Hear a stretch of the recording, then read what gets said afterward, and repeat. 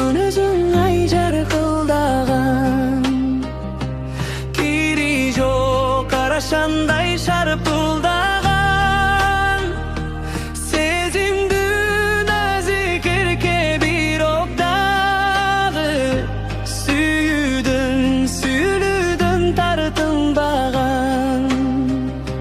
Көздөрүм ай жанып турган, жай бербей көрдүн жерге алып урган. Ирмелген кирпигиңдин учтарына илинип калыш үчүн